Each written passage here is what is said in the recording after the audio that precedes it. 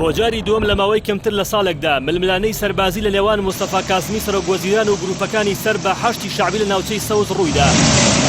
دووەمین ئاڵۆزەکانی نێوان کازمی و حەشت لەسەر دەستگیرکردنی قاسم موسلح یەکێک لە سەرکردەکانی حەشتی شعبی بوو بە تۆمەتی تیرۆر لە پارێزگای ئەنبار.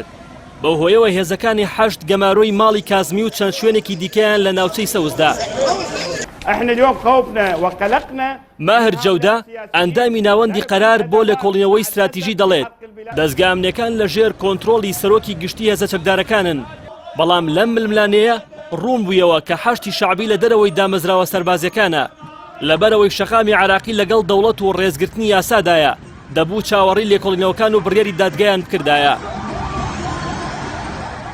جێی بیرهێنانەوەیە لە مانگی کانونی یەکەمی ڕابردوو هێزەکانی عەسائیبی ئەهلی حەق سەر بە حەشتی شعبی بە هەمان شێوەی ئەم گەمارۆدانە گەمارۆی ناوچەی سەوزیاندا دوای ڕاگیرانی کەسێک سەر بەو هێزە بە تۆمەتی بۆردومانی موشەکی ناوچەی سەوز.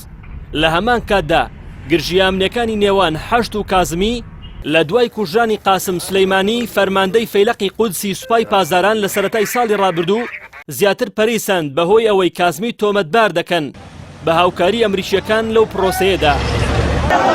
ئەم گرژیانە لە کاتێکدایە کە هێزەکانی سەر بە حەشتی شعبی تۆمەتبار دەکرێن بە کوشتنی چالاکانی خۆپشاندانە بەردەوامەکان لە تشرینی یەکەمی ساڵی 2019ەوە، بەڵام ئەو هێزانە ڕەتی دەکەنەوە.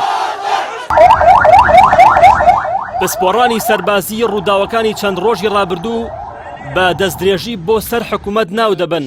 لەو بارەیەوە ئەعیاد تۆفان پسپۆڕی کاروباری سەربازی دەڵێت ئەو ڕووداوانە دەستدرێژی و بۆ سەر حکوومەت و یاسا کە کارێکی ڕەتکراوەیە چونکە لە دەسەڵاتی سەرۆکوەزیراندایە بە سیفەتی سەرۆکی گشتی هێزە چەکدارەکان بڕیارەکانی دادگا بۆ دەستگیرکردن جێبەجێ بکات. تۆفان ڕوونیشی کردەوە ئەوەی ڕوویدا لادانی سەربازیە بەو سیفەتەی کەسی دەستگیرکرا و بەرپرسی حەشتی شعبیە کە بەشێکە لە هێزە ئەمنیەکان و حکوومەتیش دەتوانێت سزای بدا بە دوورخستنەوەی لە هێزەکەی و گواستنەوەی بۆ دادگا. لەسەر ئاستی جەماوەریش چالاکان لە تۆڕە کۆمەڵایەتەکان ئەم هەوڵە بۆ تەحەداکردنی دەسەڵاتی دەوڵەت دەگێڕنەوە و پێیان وایە حەشتی شعبی دەسەڵاتی لە هێزەکانی حکوومەت زیاترە.